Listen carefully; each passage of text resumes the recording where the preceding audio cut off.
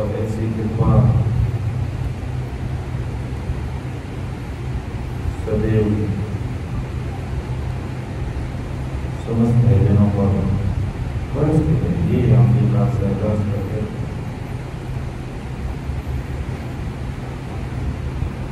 इसे अपना चल रहा है ध्यान समाधि का। ऐसे विषय भी परमात्मीय हमारे युवा संतों को काम रखने को लेना था, लेकिन ध्यान समाधि का विषय चलता है और ध्यान में जो बातें निकल करके आई है वो बातें अगर हाथों हाथ ही सबके सामने रखेंगे तो ज़्यादा बढ़िया रहेगा। इसलिए मैं क्षमा करूँगा। आपको लेना का विषय, लेकिन मैं लेने जा रहा हूँ।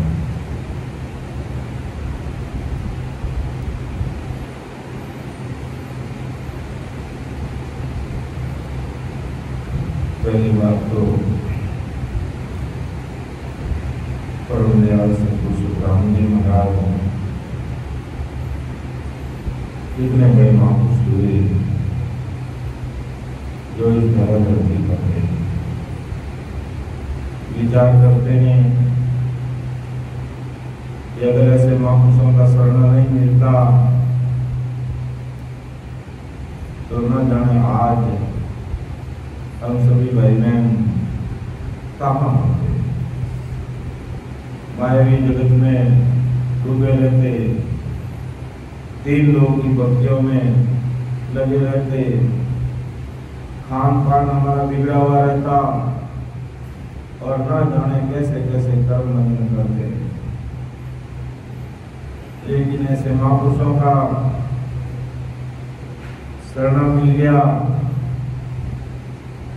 हम भाग्यशाली नहीं, परम भाग्यशाली भाई बहन हैं। महाराज ने अपने जीवन को धन्य बना दिया। बस थोड़ी स्पीड पकड़ के हमें गंभीर स्थान पर बढ़ना आगे। वारी वारी आया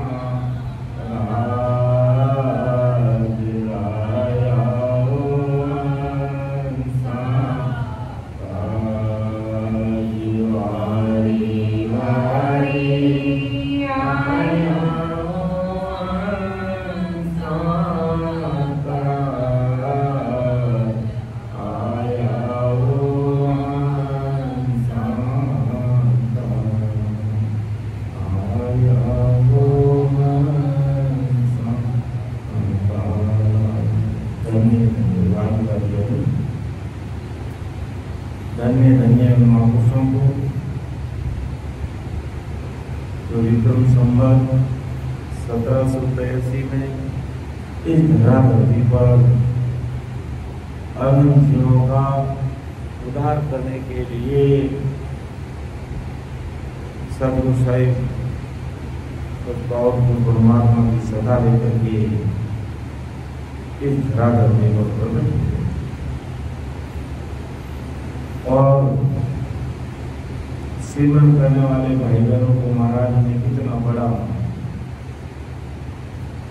जे नर युग में राम पुकारे सो मेरा सिर खा, अर्थात महाराज ने अपने सिर पे रखा। अंदाज लगाओ महाराज ने हमें कितना महंगा समझा। जो भाई बहन बैठ करके सुबह शाम दोपहर में रात में जब भी समय मिलता है और सिमरन में लगे हुए रहते हैं, सिमरन में रचमच रहते हैं, उनको महाराज ने बहुत बड़ा मेरे सिर का और कांगड़े बड़ा जन सत्य समा काम को भी देता तो रात की समाधि में देने से संतों को मिलता है। तन मन धन सब अर्पण कीजिए, भजन कीजिए। बात कैसी दृढ़ता, कैसी मजबूती, कैसा प्रतिबद्ध पड़ा चाहिए भक्ति में, वो बात भी महाराज ने बताई।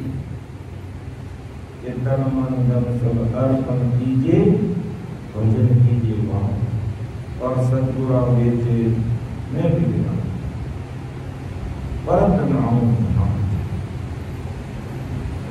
अर्थात इस तन को, इस मन को और इस धन को, तीनों चीजों को सिमरन में समर्पित कर दो। तन से भजन, मन से भजन और सांसा रूपी धन का पूरा सदुपयोग इस सिमरन में करोगा। तन मन धन सब अर्पण कीजिए, भजन कीजिए। वाह बजाकर भजन करो, तीनों चीजों को समर्पण करो। इस धन को, इस मन को भी युद्ध जाना मतलब उसको भजन करे तन में, और सांस धन का मतलब सांसा रूपी धन की बात कर रहे महाराज। और सदगुरु बेचे मैं भी जाऊं वर्त में आऊं। अगर सदगुरु जी महाराज की शरणागति में इतना गाढ़ा हूँ, इतना गर्व हूँ, अगर वो मुझे वेद भी दे तो मुझे भी परवाह नहीं।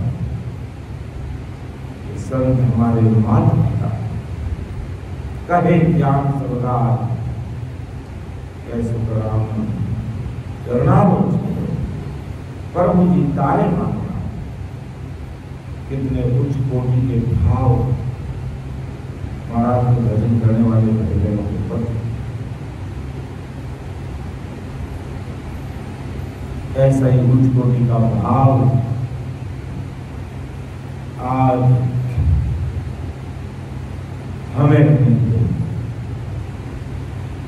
तब ये मंजिल मिलेगी। संतों ने ऐसे ही नहीं कहा है, संतों ने ऐसे ही नहीं कहा है।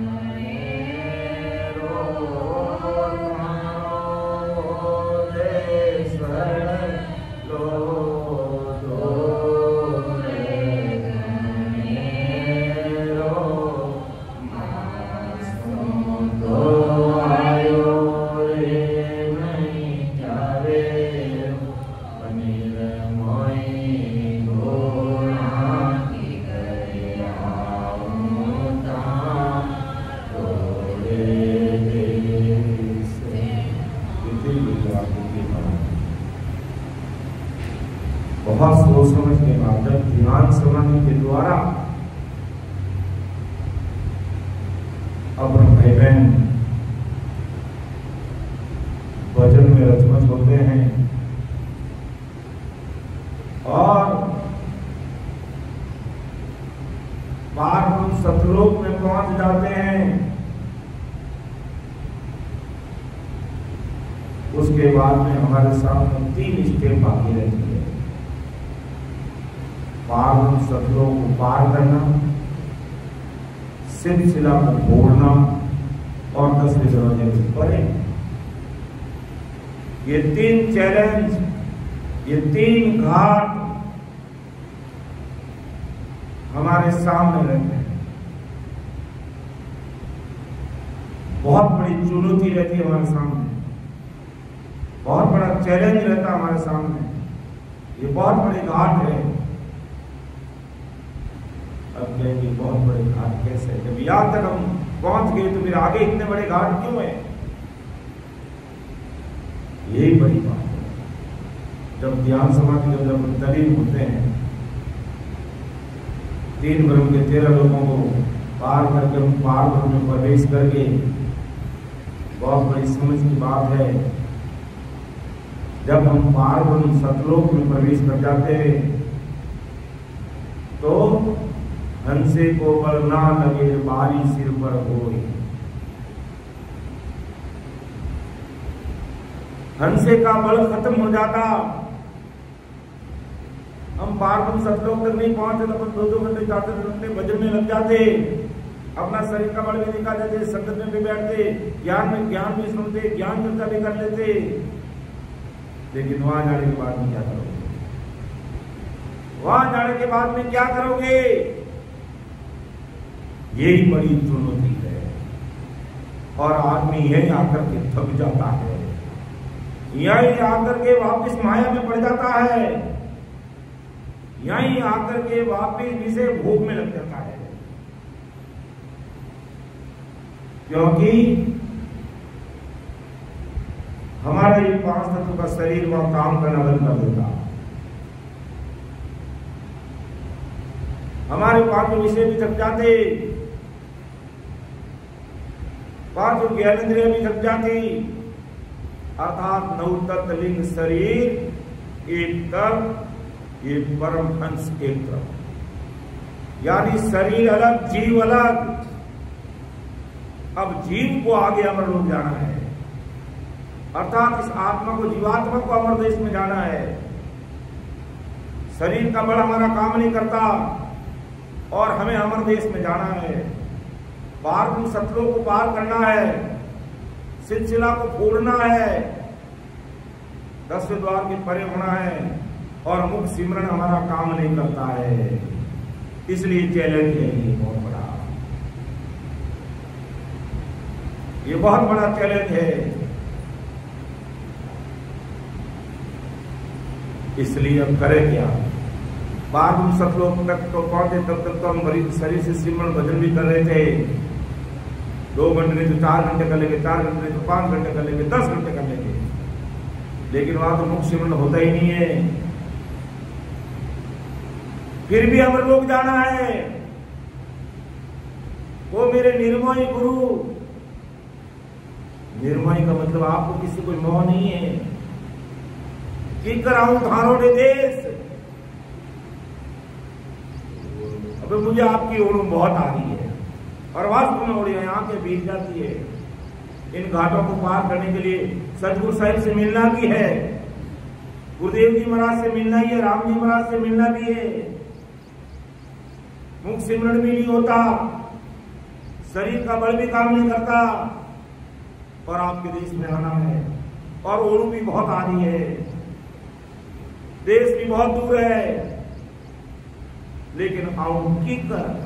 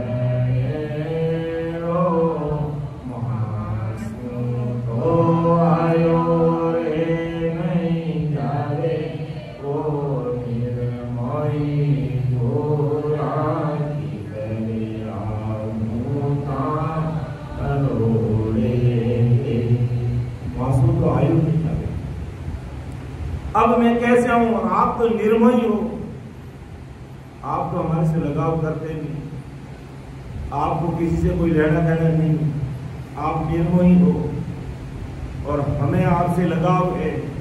लेकिन आवे कैसे, हमारा बल तो खत्म हो गया।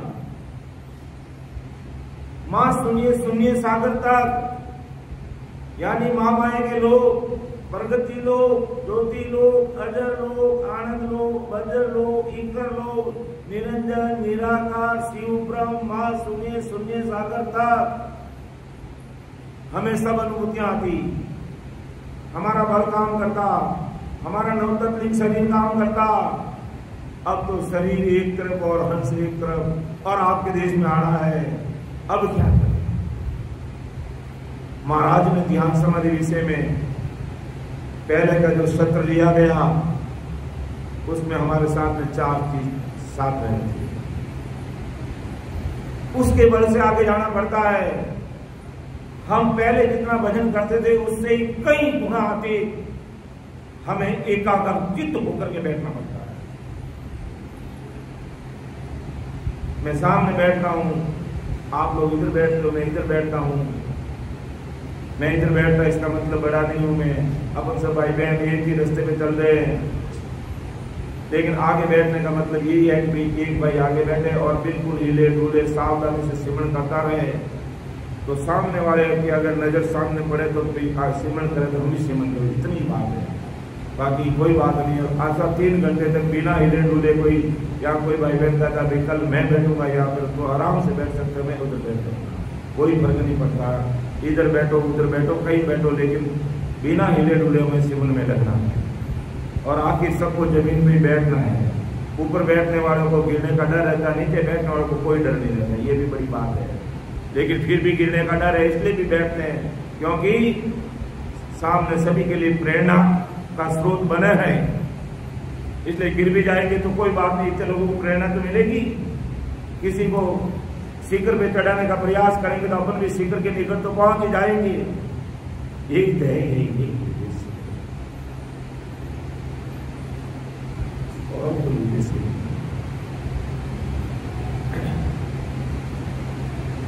संतों ने लिखा है, बहुत बढ़िया सोच के पद आज समझ में आ रहा है कि ऐसा क्यों लिखा कि आपका देश इतना दूर है और मेरे से आया नहीं जाता है। इसका कारण ये, और कई भाई बहन यहां आकर के पीछे पड़ जाते हैं, क्योंकि कोणकाल बारहवें सतलोक में पहुंचने के बाद में रंग रूप नहीं, कोई अनुभूति नहीं, कुछ भी मालूम नहीं पड़ता, कुछ भी दिखाई नहीं देता। ऐसी स्थिति बन जाती, बार बार नींद आ जाने जैसी स्थिति हो जाती, और पार से आगे पहुंचने के लिए शरीर में झटके लगते हैं। ये प्रैक्टिकल मैंने भी अनुभव किया है, वास्तव में झटके लगते हैं, क्योंकि पारब्रह्म के आगे की जो दाढ़ी का उसको खोलने के लिए झटके लगते हैं। और नींद की स्थिति क्यों बनती है कि वो झटका में इतना ज्यादा दर्द होता है। अगर हमें नींद नहीं आती है, निद्रा जैसी स्थिति नहीं होती है, तो वो दर्द अपन सहन नहीं कर सकते, इसलिए वो निद्रा जैसी स्थिति बन जाती। शरीर हमारा काम नहीं करता, इंद्रिय हमारी काम नहीं करता, 5 को हमारे काम नहीं करते, 5 विषय हमारे शीतल पड़ जाते, नवतत्विक शरीर अलग हो जाता और अमर देश में जाना है। कितना बड़ा चैलेंज है। ये जो पद आज बोला गया, ये पूरा का पूरा आज समझ में आ गया, इसलिए आज मैं ये विषय ले रहा हूँ। ये विषय लेना था हमारे रामचंद्र जी को, राजा ददलाल के समाज, लेकिन जो बात समझ में आई वो अगर सबके सामने शेयर नहीं करेंगे तो फिर भूल जाएंगे। और अब अच्छी तरह से पता चल गया कि राम जी के देश में कैसे पहुंचा जा सकता है। पारब्रह्म सतलोक में पहुंचने पर 4 चीजें हमारे साथ में रहती है, चित्त, चेतनीय, निगमन और निरंतर।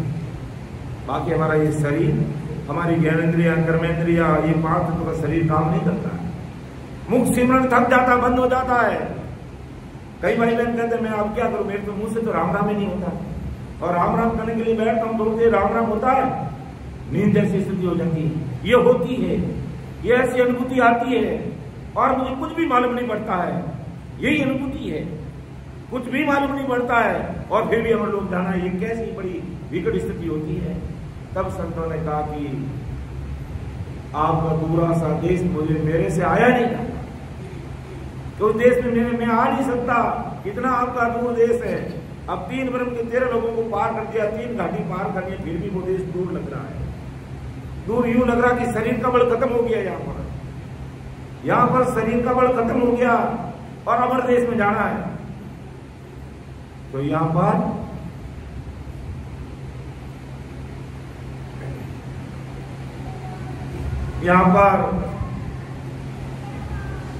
हमारा चित्त चेतन, यानी यहाँ पर मुख सिमरण काम नहीं आएगा, हमारी आत्म चेतन, अंतःकरण से वो कुदरती राम राम होगा।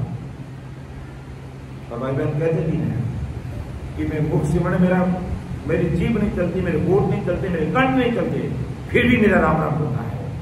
और यही सत्य बात है। जब तक ये स्थिति नहीं बढ़ेगी तब तक ये घाटी पार नहीं होने वाले, ये घाटी पार होने वाली नहीं है। इसलिए यहां पर हम चित्त को ठिकाने रखना पड़ेगा, बिल्कुल एकाग्रचित होकर के बैठना पड़ेगा, बराबर कंसंट्रेशन बना करके, पहले से कई लाख गुना अधिक ध्यान लगा करके बैठना पड़ेगा और उस परमात्मा में होना पड़ेगा। और 2 चीज हमारी यहां पर मदद करेगी, निहंचर, क्योंकि आप निहंचरी की सताई काम आएगी। हमारा बल और हमारी सता तो पार ब्रह्म सतलोक में पहुंचने से पहले पहले रह गई, और अब ये निहंचर और सदगुरु जी महाराज की कृपा, ये 2 ही चीज हमारा काम करेगी, बाकी हमारा शरीर काम नहीं करेगा। अगर शरीर के नाम के अनुसार दूरी देके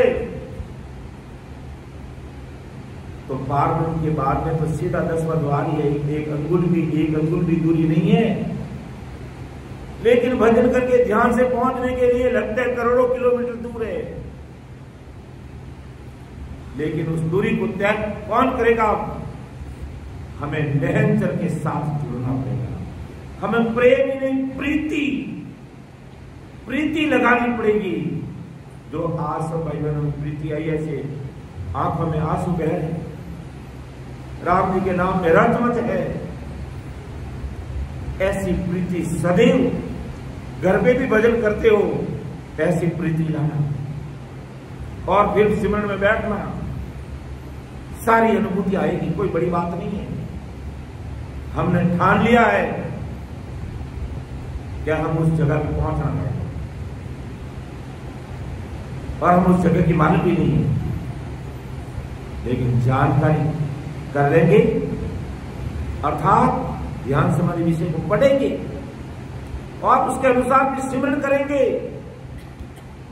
कि भाई होड़काल पार तक क्या क्या स्थिति बनती है, कौन सी चीजें हमारा सहयोग करेगी, कौन सी चीज हमारे साथ में रहेगी। और यहाँ आते आते हमें बहुत सावचेत होकर के ये अच्छी तरह से अनुभव कर लिया इस चीज का कि अमर देश के अंदर वो धौनी परमात्मा की घर की वो भी आ रही है, क्योंकि हम पार ब्रह्म सतलोक तक पहुंच जाते हैं तो अमर देश के निकट तो आ ही गए हैं। अब वो अमर देश दूर नहीं है, लेकिन ज्ञान ध्यान नहीं होने के कारण रहा तो सिमरन भी करते हैं, लेकिन मंजिल नहीं मिल पाती है, क्योंकि लोकेशन मालूम नहीं है।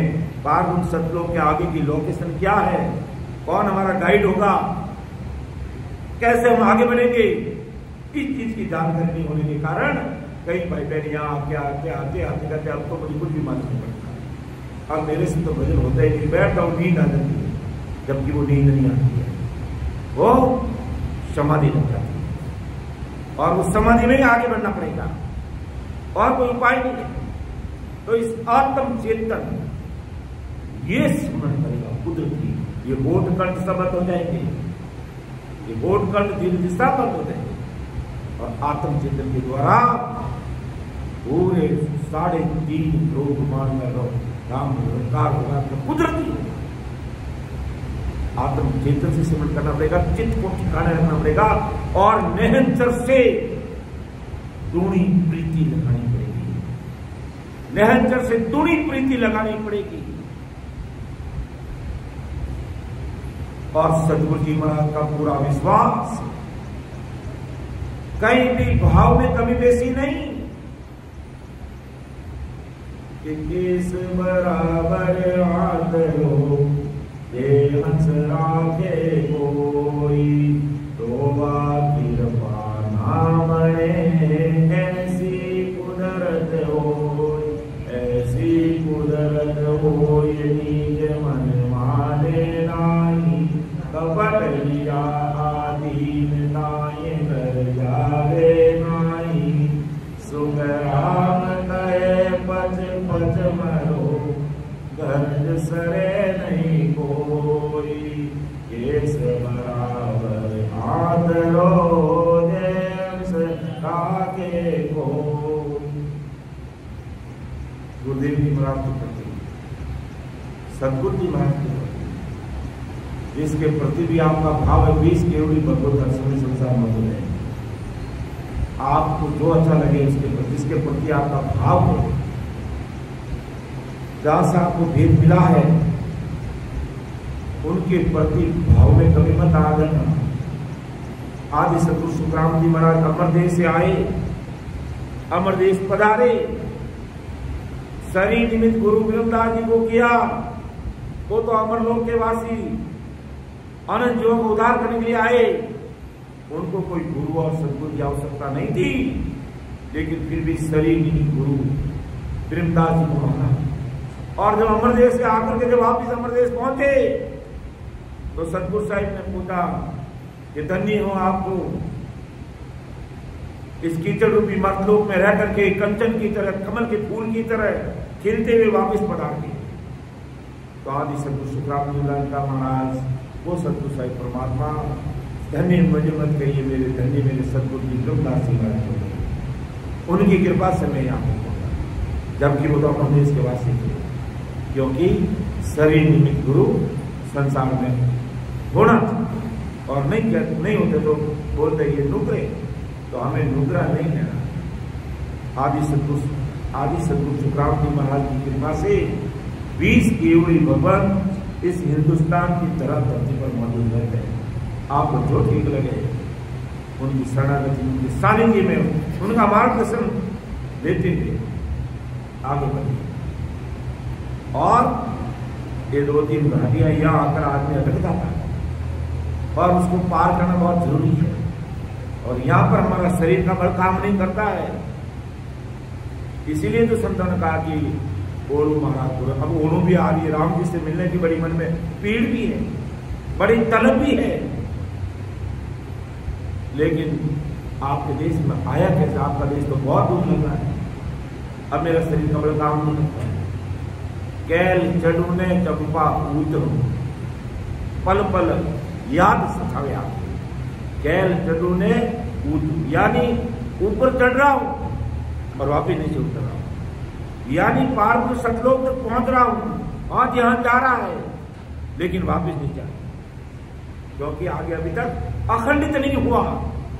क्या कहते, जब अखंडित नहीं होगा तब तक हमें और चित्त चेतनीय से, मन से नहीं, या निज मन की जरूरत है, या सुरत की नहीं, या निरंतर रूपी सत्य नेत्रों की जरूरत है। तब जाकर के हमारी ये गादियां पार्व सतलोक की सिलसिला उधर से द्वार के परे होंगी, और जरूर होंगे।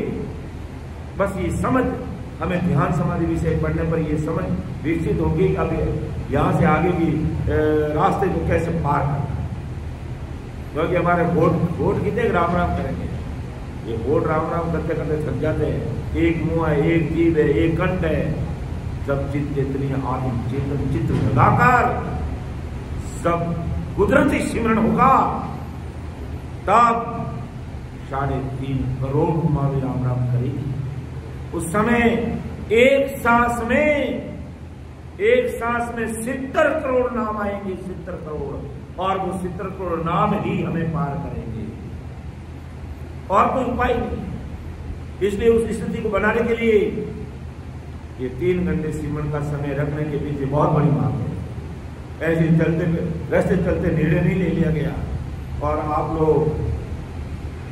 लोग इस राम सभा में बैठ करके पूरा सहयोग कर रहे हैं। 3 घंटे तक हिलते नहीं डुलते नहीं, एक ही आसन पर बैठ करके सिमरन कर रहे हैं। ये बहुत बड़ी बात है, और उसी का ये रिजल्ट और परिणाम है कि इतनी गहरी बातें महाराज कुदरती बात निकाल रहे हैं हमारे सामने। क्या हमें इस विषय को देखना पड़ेगा, समझना पड़ेगा, क्योंकि हमें अमर लोक जाना है, महासुखों के देश की प्राप्ति करनी है, महासुखों के देश की प्राप्ति करनी है। मर्त लोक में मरते समय नहीं लगता। विजय रूपाणी गुजरात का मुख्यमंत्री सोचा कि मैं लंदन ही पहुंच पाऊंगा, और मुट्ठी राख बन गई। 242 लोगों की मुट्ठी राख होगी कल की तारीख। सोचा भी नहीं था, संतों ने ऐसे ही नहीं कहा, काले फिरते बाजार आए आज मुसाना आए, उनका चेहरे का भी पता नहीं लगा, और मुट्ठी राख। तब क्या ये मर्त लोग है, मरते वार नहीं लगता, समय नहीं लगता, और उस लिस्ट में अपना भी नाम है। ऐसा नहीं कि विजय रूपाणी जी गए हम नहीं जाएंगे, हमको भी जाना, हमारा भी समय आने वाला। लेकिन जब कहता नहीं बाजरी का हिट्टा जब पक जाता है, कभी भी काटो, कोई परवाह नहीं। सत्संग सिमरन ज्ञान चर्चा में रहते हुए सत्संग रूपी प्लेटफॉर्म का लाभ लेते हुए रात और दिन सिमरन में रतमच रहेंगे। शरीर का तो अंत आना ही है, लेकिन अंत आएगा उस समय ईश्वर वरनामा गावो आदि अमर ईमान के सरवरनामा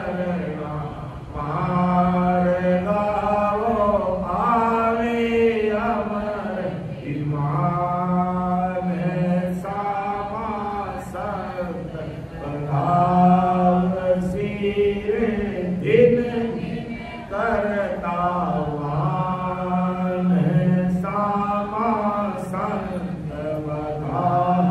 वसीर दिन दिन करता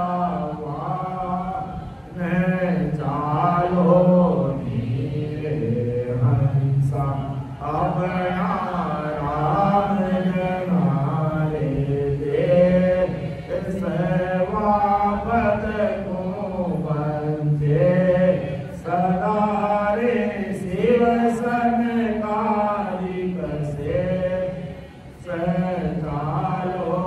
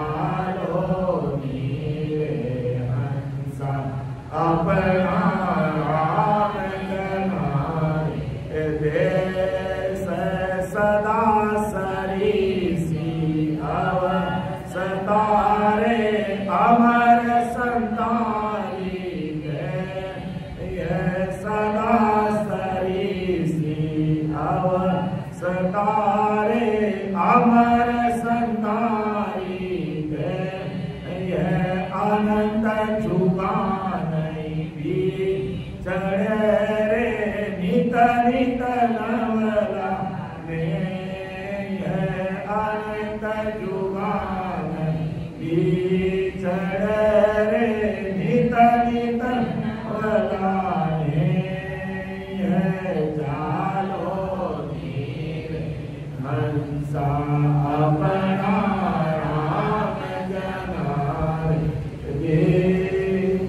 आदि सब कुछ शुभकामना के बंदा चालो नहीं रे हंसा अपने राम जना।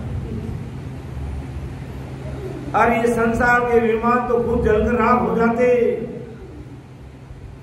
और वो विमान अमर है, ये संत भी अमर है। और केसर वरना मार्गाने आगे अमर विमान जो 10वें द्वार के परे हो जाते हैं वो अमर विमान देखना शुरू कर देते हैं। केसर या 1 ग्राम केसर लेकर तो 250-300 रुपये लगते हैं। और वह केसर का ही मार्ग है, केसर का ही सड़क है, केसर का ही हाईवे है। या विमान के लिए धरती पे चलाने के लिए चक्के चाहिए, वो बिना चक्कों का विमान है। या संसारी तेल चाहिए, वह कुदरत का ही तेल है, कुदरत का ही खेल है। तो केसर वर्णा मार्गारे आवे अमर विमान सामा संत बदावसी दिन दिन करता वान धन्य हो धन्य हो। ये मर्दलोक में रहकर के कीचड़ रूपी मर्दों संसार में रहकर कमल के फूल की तरह खिलते हुए 2 घंटे 4 घंटे 5 घंटे नियमित रूप से सिमट करके आज डग डग डग डग डग अमर विमान में बैठकर हंसते हुए अमर विमान की बनता है, अमर देश की बनता है। और अदर देश वो ठीक में कह रहे जाने अमर वास, वही हमारा अमर विवास है। निर्भय संत विराजिया जारो नहीं है बिना, वहां जाने पर हमारा विनाश नहीं है, वही हमारा स्थायी ठिकाना है। और सदा सरीसी अवस्था रे अमर संतों की दें, वो सदा सरी की अवस्था हो जाती है और संतों का देह अमर हो जाता है। अनंत जुबानी मीतड़े नित नित नवला ने के दिन दिन रूप चढ़े दे पर महावीरस किया। दिन दिन रूप नित नित नवला और महावीरस अर्थात उस अखंड सता समाधि में, उस अखंड ध्वनि में वो खो जाते। लेकिन उसके लिए जब हम महात्म सतलोक से आगे बढ़ते हैं तो चिंतन से इसको ठिकाना लगाकर निज मन से, अंतःकरण से, हृदय से मेरे तो शब्द में तुमको देखते हुए रात और दिन बदलने लगना पड़ेगा। रात और दिन निस्दिन राम नाम होगा।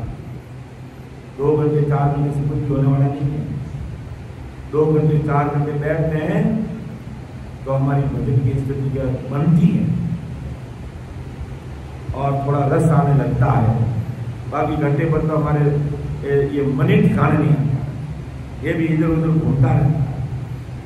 इसलिए महाराज को अरदास करते भी हमें 2 घंटे 4 घंटे नहीं, रात और दिन 24 घंटे हमारा ध्यान परमात्मा में रहती है, हमारा चित्त परमात्मा में, हमारा आत्म चित्त उसी के इंतजार में रहना चाहिए, हमारा निजमन उसी में लगाना चाहिए।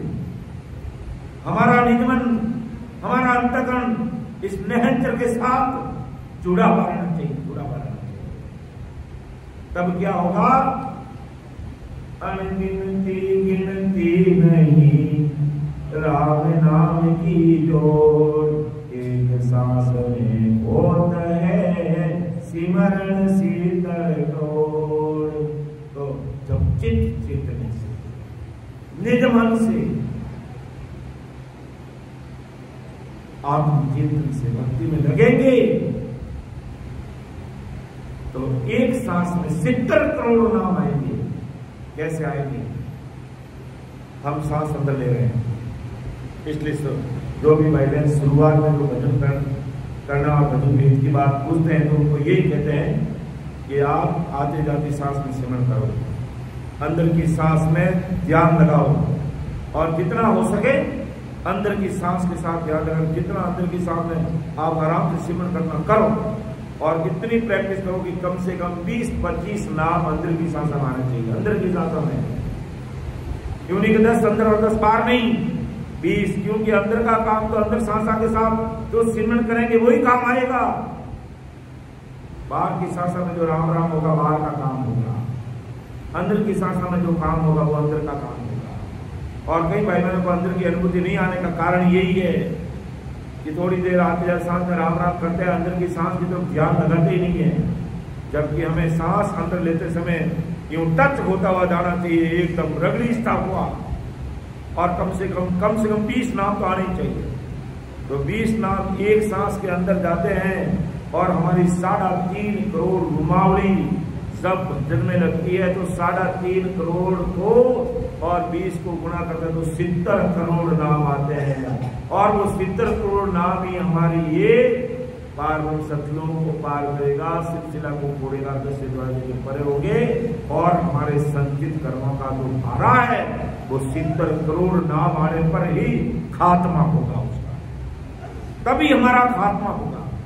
अर्थात जब भी जितना भी जहां भी कहीं भी घर पे दुकान पे खेत में खलियान में जहां भी भजन में बैठते हो, पूरा होकर के पूरा रचमच होकर के तन मन धन अर्पण कीजिए, भजन कीजिए, वाद सदगुरु बेचे मैं भी जाऊं पर तन आओ।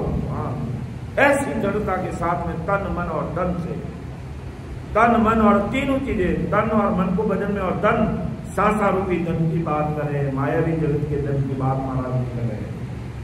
तुम्हारा 21,600 सांस रोज के खर्च हो रहे, रोज के, तुम कुछ भी नहीं करोगे तो ये खर्च होंगे, और एक दिन पूरी सांसा रूपी पूंजी खत्म हो जाएगी।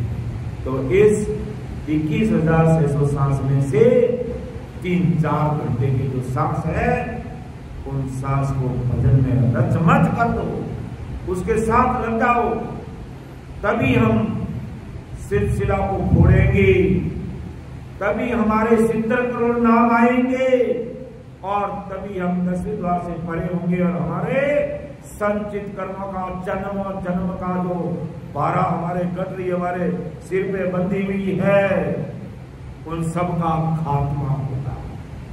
और कोई उपाय नहीं है, और कोई उपाय नहीं है। और यहां पहुंचते पहुंचते अन्न नहीं भावे माने नींद नहीं आवे। जब राम जी की याद में खोएंगे तो खाना भी कभी नहीं पाएगा, नींद भी नहीं आएगी। और कई बहन कहते हैं नींद नहीं आती, मच्छर खाने पे नींद नहीं आती, वो चीज अलग है, लेकिन भजन करते करते वहां पहुंचने पे नींद नहीं आती है, वो चीज अलग है। अब कोई मुझे रात को मच्छर खाए मुझे नींद नहीं आई, तो भाई मतलब मच्छरों की कारण नींद नहीं आई, लेकिन राम जी की भक्ति में लवलीन हो जाते, और नींद भूख प्यास नींद सताती नहीं है, नींद सताती नहीं है।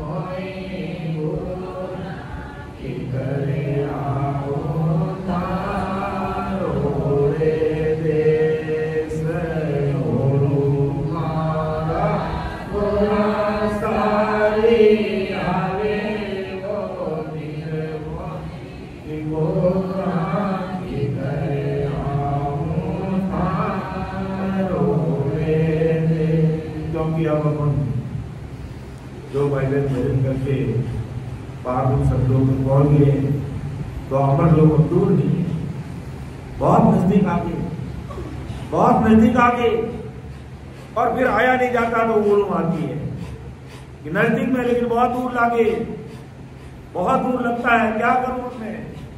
लिख लिख के पत्तियां गुरासा में भेजूं, नैना में नीर बना, लिख लिख के पत्तियां यानी वीरे वैकुंठा के हृदय से हरदस बोल रहा हूं, अंतःकरण से हरदस बोल रहा हूं, यानी हृदय में कागज लिख करके आपको भेज रहा हूं। संसार को बाहर कागज लिख करके डाक के द्वारा भेजते हैं, कोरियर कर देते हैं, ईमेल कर देते हैं, व्हाट्सएप कर देते हैं, लेकिन लिख लिख के पत्तियां गुरासा में भेजो, यानी आपकी याद के हृदय में लिख करके आपको याद कर रहा हूं। आप लेटर लिखने का मतलब क्या? याद। संसार में अपन लेटर लिखेंगे तो किस लिए लिखेंगे?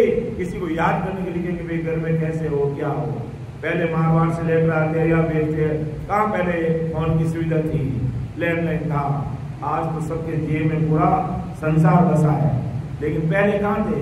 पहले ये लेटर लिखे जाते थे कि भाई तू कैसा है, किया है, सारी जानकारी लेटर के द्वारा ही होती थी। और आज बाद में लेटर लिखने कई तरीके होते हैं। तो इसी प्रकार वो राम जी, मैं हृदय से वो लेटर लिख रहा हूँ, यानी आपको याद कर रहा हूँ, और नैना में नीर बना हुए, तो देखो सबके नैनों में नीर बना, तो ये नैनों का नीर ही हमें उस तीर ले जाएगा, ये नैनों का नीर ही हमें उस परमात्मा के देश पे ले जाएगा, उस तीर ले जाएगा, यानी भूल काल पार से 10वें दरवाजे के परे हमें करेगा। इसलिए आंखों में आंसू तो बहते ही रहने चाहिए। बहुत कम गिरे आती है, लोगों को गिरे नहीं आती है, बड़े भाग्यशाली भाई बहन होते हैं उनको गिरे आती है, उनको गिरे आती है, बाकी हरी को गिरे नहीं आती है। और गिरे आने का मतलब सीधा परमात्मा के देश में प्रार्थना को भेजना, और वो प्रार्थना भी स्वीकार होती है। तो आंखों में आंसू के साथ आप घर पे भी कोई भी काम देख लेना, जब आप घर पे हो, चाहे संसारिक संकट आ गया हो, चाहे भक्ति का संकट हो, गुरु ज्ञान गुरुदेव जी महाराज के सामने, वाणी जी महाराज के सामने खड़े होकर के या बैठ करके आंखों में आंसू के साथ प्रार्थना कर देना, वो प्रार्थना आपकी तुरंत प्रभाव से स्वीकार हो जाएगी। ये मेरा प्रैक्टिकल अनुभव की बात कह रहा हूं। आंखों में आंसू आ रहा, परमात्मा का अरदास कर रहे हैं, आपकी प्रार्थना स्वीकार हो जाएगी, काम हो जाएगा। और ऐसे कई अनुभव देखे, डॉक्टर ने कह दिया कि 1% भी ये बचने वाला नहीं है, क्या आप लिख के दे सकते हो? घर परिवार वाले लिखने मना कर दिया, और मैं हॉस्पिटल में था, क्या आप लिख के दे सकते हो? मैं कि बिल्कुल, आप राम जी पर विश्वास करो और इसका ऑपरेशन कीजिए, इसका कुछ भी नहीं बिगड़ेगा। मैंने नहीं कहा, महाराज ने कहलवाया, और मैंने वहां साइन किए, मेरे से साइन किए, घर वाले साइन नहीं किए। जैसी परिस्थिति हम तो साइन नहीं करें, हमारे हाथ ही काम नहीं करते, लेकिन राम जी, क्योंकि हॉस्पिटल जाने से पहले परमात्मा से विनती की, समझो अर्ज हमारी, प्रभु जी समझो अर्ज हमारी, चेतन खून गुना सब बख्शो, राम को शरण। और आंखों में आंसू टपटप नैनों में नीर बरस रहा है। परमात्मा ने प्रार्थना स्वीकार की, और उस व्यक्ति का ऑपरेशन सफल हुआ, और तो इस प्रकार आंखों में आंसू के साथ सतगुरु जी महाराज को अरदास करते हैं, प्रार्थना करते हैं। चाहे संसारिक संकट हो, चाहे भक्ति में आगे नहीं बढ़ रहे हो, सिमरन में मन नहीं लग रहा हो, 1 घंटे भी नहीं बैठ पाते, 2 घंटे बैठने के लिए अरदास करनी है, 3 घंटे बैठने के लिए अरदास करनी है, और आंखों में आंसू है, आपकी प्रार्थना स्वीकार। इसलिए संतों ने कहा कि अब मैं क्या करूं, लिख लिख पत्तियां गुरासा में भेजूं, नैना में नीर बरावे, यो मारो अलूनो। अब मैं क्या करूं, कौन मुझे धीरज बनाएगा? आपके अलावा मुझे संसार में कोई धीरज बनाने वाला नहीं है, और आप हमारे बिल्कुल पास में होते भी बहुत दूर नजर आ रहे हो। तो जब पास में होते राम जी दूर नजर आते ना, ये स्थिति कहाँ की है? गोन काल और यहाँ पर हमारा चित्त चेतन से निजमन से निर्ति लगा करके हम भजन करेंगे तो हमारी ओरू भी पूरी हो जाएगी। परमात्मा का देश जो दूर लगता वो निकट आ जाएगा और हमारा ये हिया लूना है, हमें वो सदगुरु साहिब पावर परमात्मा धीरज बता देंगे, ऐसा धैर्य प्रदान करते। अब समझ में आया कि संतों ने ये पद क्यों बोला, कब लिखा, काम की स्थिति में लिखा, ये मुझे आज समझ में आया कि वास्तव में संतों ने जब ऐसी स्थिति बनती है कि कुछ भी समझ में नहीं आ रहा है, तब हमें राम जी से अरदास करनी चाहिए, प्रार्थना करनी चाहिए, जैसे संतों ने की है कि ओलू मारा गुरु सारी आवे। और भी संतों ने कई प्रकार की प्रार्थना की है, ओलू आपरी आवे ऊपर में गुरा, ओलू आपरी आवे ओ, याद करो डर ये होई रदामे, पल पल पीत सतावे ओ, याद करो डर ये होई रदामे, पल पल पीत सतावे। इस प्रकार प्रार्थना करेंगे महाराज से कि मोहम्मद कर्म न जावे प्रभु जी, मोहम्मद कर्म न जावे, आगे किया तके किन बारा बारा, अब ही वो हुई आवे। मेरे बल से कर्म करने वाले कभी नहीं करने वाले। कैसो कराम शरण हर तेरी ऐसी मौज बताई, भजन करिया सो कर्म कटेला कटे पलक के माई। ये पलक में कटने वाली स्थिति कब आएगी, जब अंदर में 20 नाम बराबर आएंगे, 3.5 करोड़ रुमावली से भजन होगा और 70 करोड़ नाम एक सांस में आने लग जाएंगे। उस समय शरीर की स्थिति भी अलग मालूम पड़ेगी। ये शरीर भी तुम्हें हीरे की जैसे नजर आएगा, शरीर का रंग बदल जाएगा, ये नाखून चमकने लग जाएंगे, चेहरे पे नूर बरसने लग जाएगा और जन्म जन्म के कर्म का खात्मा। ऐसा परम दयाल सदगुरु श्री राम जी महाराज ध्यान समाधि विषय के माध्यम से हमें समझाए। क्यों ये सारे ध्यान समाधि विषय की बात है कि भूतकाल पार चलाते समय अब इसके आगे कौन सा बल काम करेगा, इससे पहले कौन से बल काम करता था। 3 ब्रह्म के 13 लोक में था तो हमारा ये नवतत्विक शरीर, हमारे 5 विषय, हमारे 5 तत्व, हमारी 5 ज्ञानेंद्रिया, ये सब काम करते। ये नवतत्विक शरीर काम करता, मन बुद्धि अहंकार हमारे साथ था, हमारी सोची साथ में थी। लेकिन जैसे पारम सत्यों में हम प्रवेश किए, ये सब एक तरफ, बंदा अकेला एक तरफ, अर्थात ये हंस एक तरफ, शरीर एक तरफ।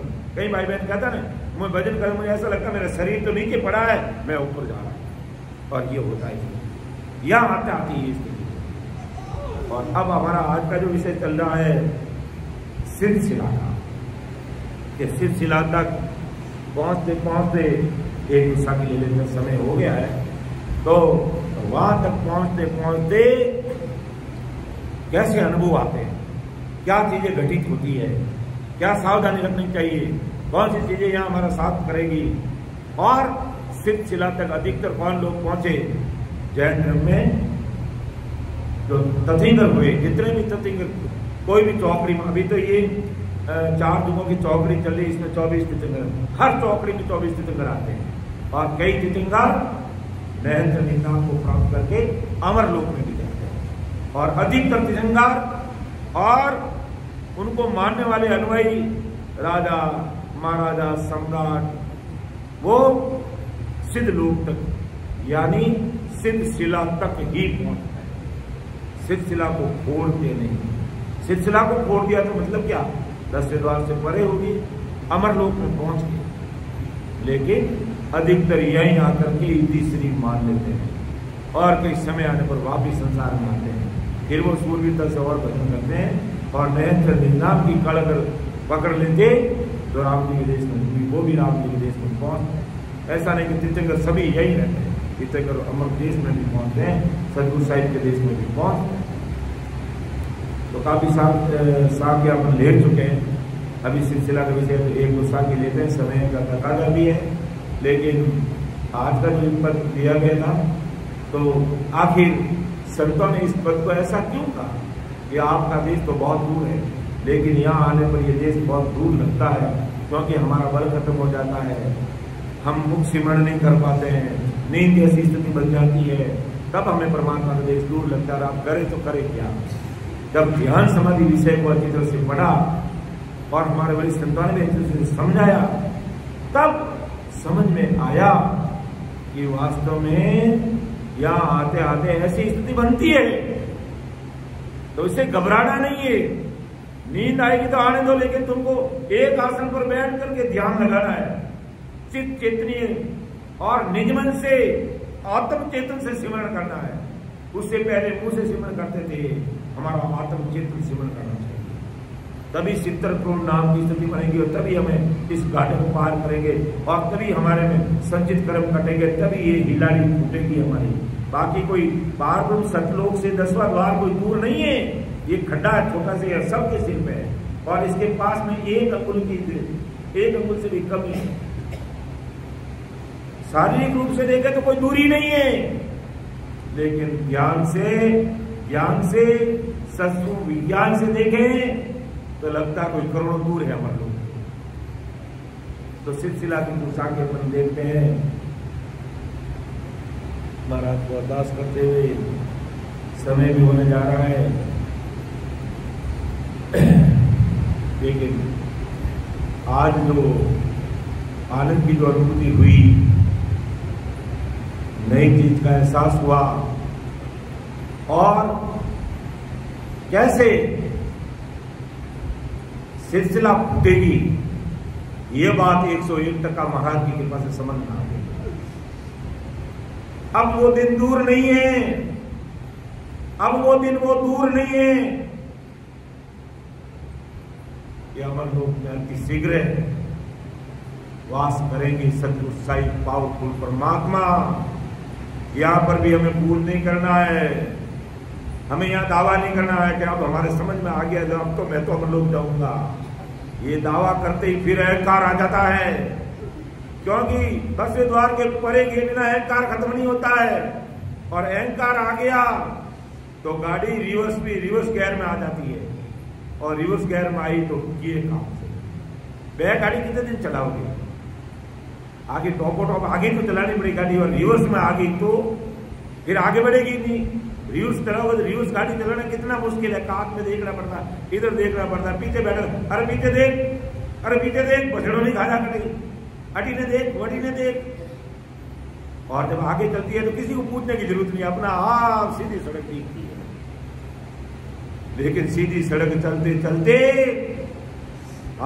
मेरा जैसा तो कोई गाड़ी चलाने वाला है ही नहीं, लो ये डूबने वाला विचार आ गया, अहंकार आ गया।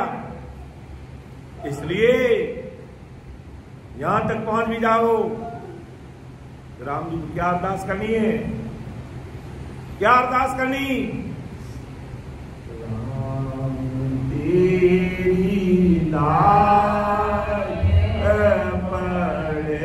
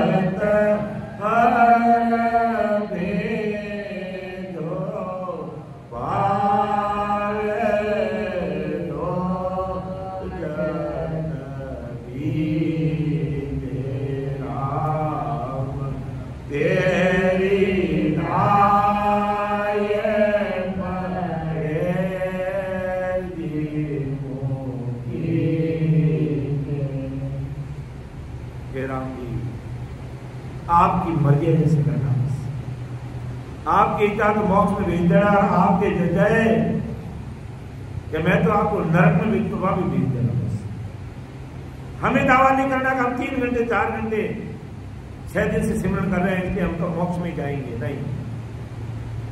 वो सदगुरु साहिब पावरफुल परमात्मा की जैसी इच्छा होगी वो करें, उनकी मर्जी है। जैसे हमें दावा नहीं करना है, हमें चैलेंज नहीं करना परमात्मा से कि बस राम तेरी दाई पड़े जो कीजिए, भावे मौत मुकुट में भेजो, भावे तो मौत तो हर भक्त करनी भजन अखंडित मोर खुशियां सुन पीड़ित बंदे तो कहीं भी गसी मेरो, मुझे तकलीफ देने से आपका पीड़ित बंदा तो बताओ, मुझे कोई परवाह नहीं है, लेकिन मेरी अरदास भी सुन लेना। मैं अरदास कर रहा हूं, निवेदन कर रहा हूं, विनती कर रहा हूं, दावा नहीं कर रहा हूं, जोर जबरी नहीं कर रहा हूं, अहंकार से नहीं कह रहा हूं, विनम्रता हो गया। मौकू तो हर भक्त करनी भजन अखंडित, और जब लग मुख में जिबिया चाले तब लग हर कैसो, बावे तार मार बाव खींचो, शरण आपकी रस। ये बहुत बड़ी बात है।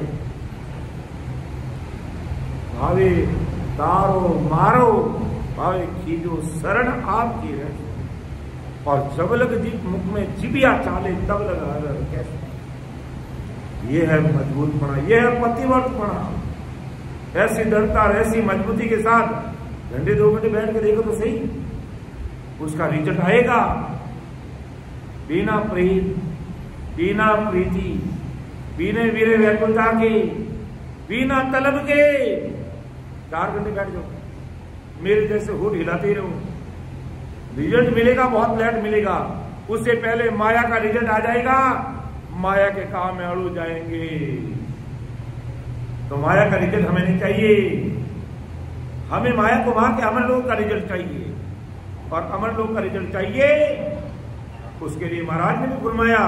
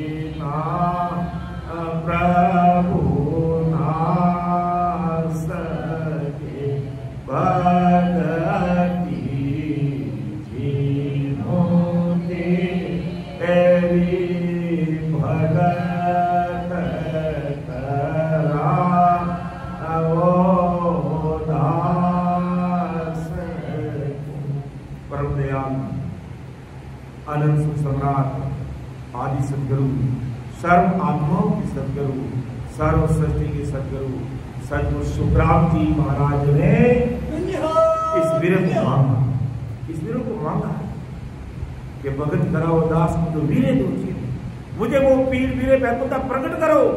तलब बिना प्रभु ना सजे जो भक्ति तेरी, तलब और पीर के बिना काम नहीं होता है। हम मारवाड़ से हैदराबाद क्यों आए, हम मारवाड़ से बेंगलुरु क्यों आए, हम मारवाड़ से चेन्नई क्यों गए? क्योंकि हमारे काम धंधे की पीड़ थी, और यहां आगे पीड़ के साथ में आए, परिणाम मिला, पीड़ के साथ में आए, परिणाम मिला। और मेरा जैसा बेमन से आ गया, मारवाड़ में रहो तो ठीक है, हैदराबाद रहो तो ठीक है, ना तो मारवाड़ का काम अच्छे कर पाया, ना कोई हैदराबाद में काम कर रहा है, अदर जूल में लटक रहा है। और पीर से आएगा नहीं, मुझे सेठ जी के पास में नौकरी करके खुद धंधा सीखना, मुझे खुद का धंधा करना, और कर रहे वो नौकर थे, वो आज सेठ बन गए, और जो अदर जूल में लटके वो लटकते ही रहे। इसी प्रकार भक्ति में तलब चाहिए, इसी प्रकार भक्ति में तलब और पीड़ होगी तो हमारा यही परम दयाल सतगुरु तुकाराम जी महाराज आज भी सत्संग सत्र से हम सबको समझा रहे हैं। तो तो राजा चढ़े दिसावरा भोजा संगन होई, यहाँ दूजे सुख राम के पावा लगे को।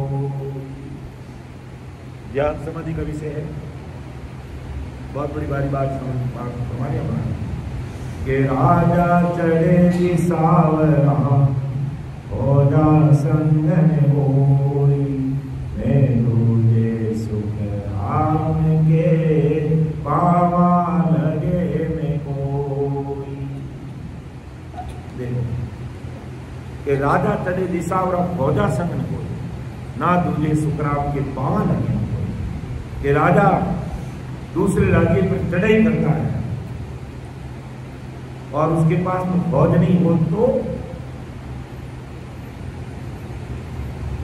उसके बाद में फौज नहीं हो तो, और आज के समय हाई फाई टेक्नोलॉजी जैसे रफाल जैसे विमान नहीं हो तो, ब्रह्मास्त्र जैसी मिसाइल नहीं हो तो, कोई आकर के हमारे पगा पड़ेगा कि सर युद्ध विराम कर दो जी, हम युद्ध विराम चाहते जी, कोई नहीं आता।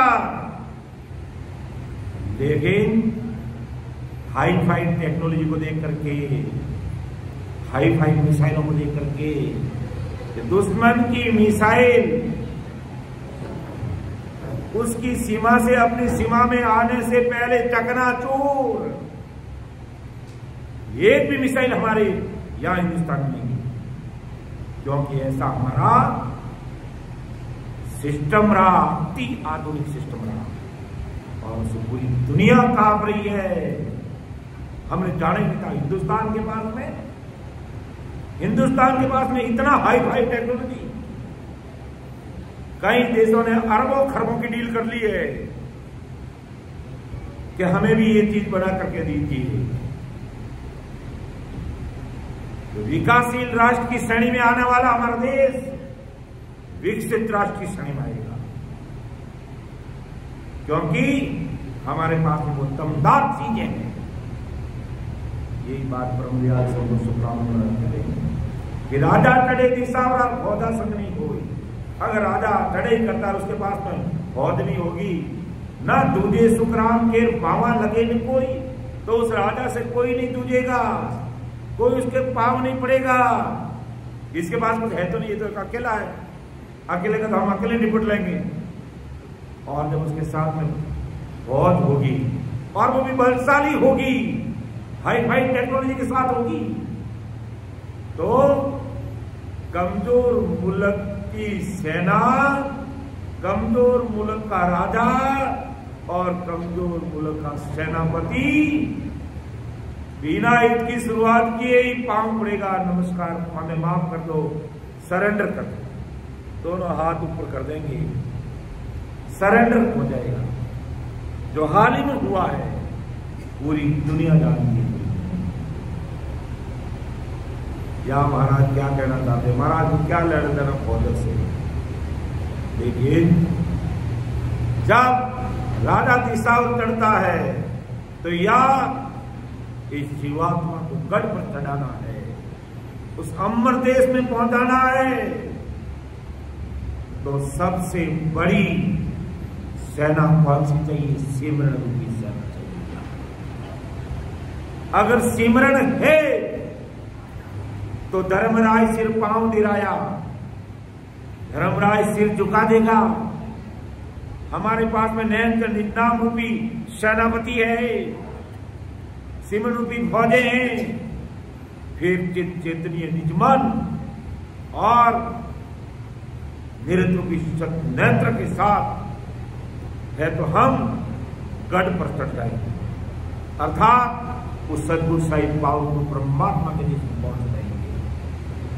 और हम सिमरण भी हमारे पास में नहीं है, राम राम भी नहीं करते, अमर लोग जाना चाहते हैं, तो ये काल हमें आगे नहीं बढ़ने देगा, ये हमेशा हमारी टांग खींचेगा। भजन में थोड़ा सा आगे आएंगे, ये नए कोबो काड़ी वो कहीं कोबो काड़ी और तुम एंड मैं तो संगत में जाता हूँ, नए कोबो काटी, अभी मैं संगत में क्या कर जाऊँ? वो नहीं काढ़ियो, वो काल काढ़ियो।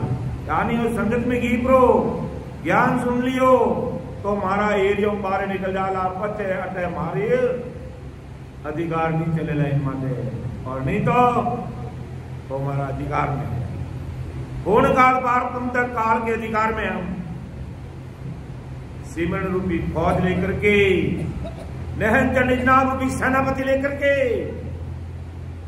अंतःकरण से चित्तन से निज मन से सिमरन करेंगे इन फौजों को साथ लेकर के, तो हम हंसते समझ होते हैं, हमें कोई नहीं रोक सकता है।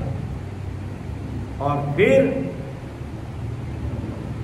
जो काल हमें गुजारा था, ये काल हमारे पांव पड़ेगा।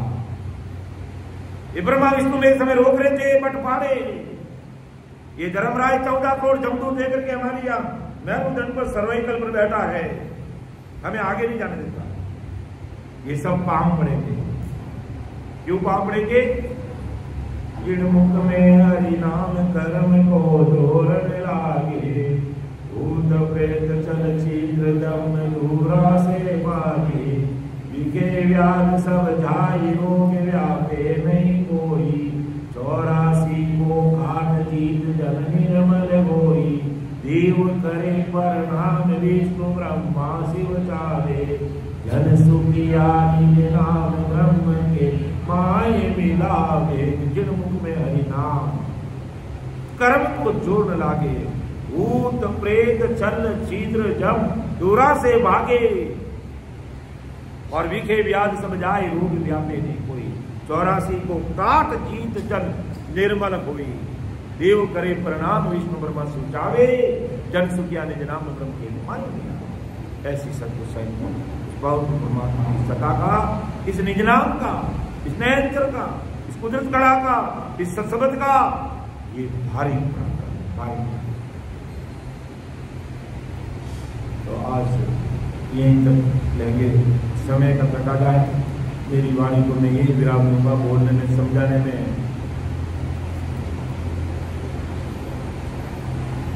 आज तो त्रुटि रहनी नहीं चाहिए, और फिर भी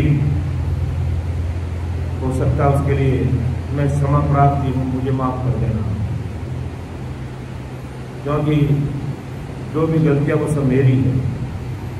वो सदगुरु साहिब ने कई गलतियां नहीं की है, गलती संसारिक मुतला ही करता है, इसके लिए मैं क्षमा प्राप्ति हूं। मुझे आप छोटा भाई समझ करके माफ करना, अन्यथा मत लेना। लेकिन आज की सत्संग का सिमरन का जो आनंद आया है, 17 तारीख से 17 मई से हमारा सत्संग कार्यक्रम चल रहा है।